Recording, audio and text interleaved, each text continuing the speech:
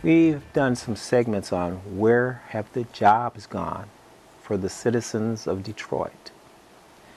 I find it very interesting that we can spot maybe 10–15% being over in Canada. We can find another 50% in the suburban communities. That means they commute into town, they work for their companies and insurance companies, lawyers, and many other companies, multi-million-dollar companies. And then they get in their car and they drive home. Well, again, it has generated over $10 billion of revenue. That's a lot of money. But it's not getting into our cities, neighborhoods. Lighting's bad, roads are bad, and we have commissioners for this. And we have over 16 commissioners, I believe, 15, 16 Wayne County commissioners. And they don't find bridges, roads, bad lighting, and a lot of other things that they are supposed to be taking care of. Wayne County collects money from us in taxes. They are supposed to then pour this money back into the community.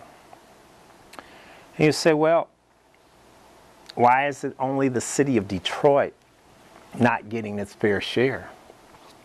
Well, you have to ask your commissioners that when they take their little trips and different places that they want to relax. To get in their building, of course, it's very hard. But, you know, we sent a news team down some years ago and they barely got in. This is supposed to be open to the public, their meetings, and we pay for that brand new building they're in. It's highly technical, has televisions, remote control air, steps. It's just a beautiful building. And this is owned by Wayne County, but yet the citizens can't just walk in unless you've got an appointment, and it takes some time to get in there. Getting back to where is this money going? Well, our other commissioners are making sure their district is taken care of quite well in the suburban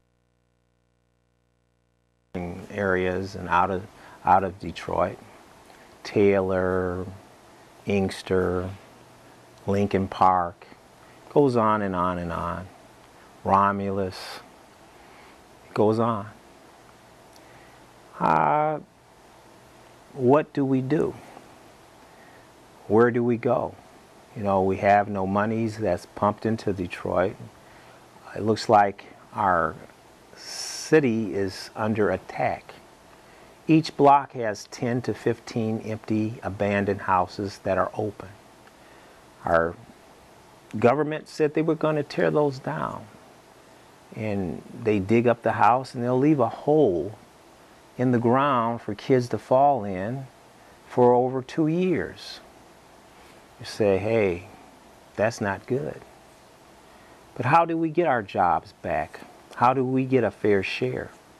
Well, if the government does what they claim they were going to do, there would be money for women and minorities to get a percentage of which was promised to them. We don't mind that people have to work and live. They need to come in Detroit. We welcome people of knowledge and people that can do good things for Detroit. But if Detroit itself and its neighborhoods are being destroyed, and the city likes it because they don't have to pay eminent domain, meaning that they have to give those people fair market values. And then we put our finger on those mortgage companies that came in and gave this money. And then they said, hey, we lost this building, but they were guaranteed by the federal government any money lost they would get. Again, who do we blame? We can't blame individuals for wanting to work and wanting to live a good life.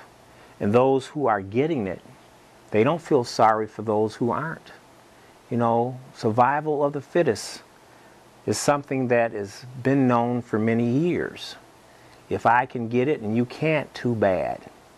When do we get neighborly love back? When do we get a feeling that we need to help our brothers and sisters? You know, we had a big drug problem once. I don't hear about a drug problem anymore. We had a big problem with murder. And now they say they have it under control. And that's a good thing.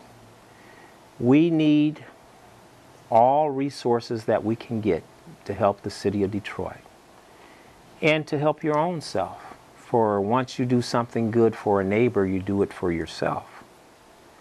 We're asking that maybe our government officials and maybe our new man, Mr. Orr, will take a look not only of the city and their problems, because he has the whole city now, that he will deal with the community, the neighborhoods, the kids, the youth, and the dangers that are all around, and have some incentives to improve the problems that we have in the city of Detroit. Again, if they don't do their job, who do we complain to? Who do we cry? Who do we have to go to get these things done? They say they're the people. We're supposed to go, hey, the governor appointed these people, let's go to Orr. No, Kevin Orr, the man of the hour. Our school board, Robinson, let's make sure that he helps and we help him. We're not here to fight anybody. We're here to work together and get the problem solved.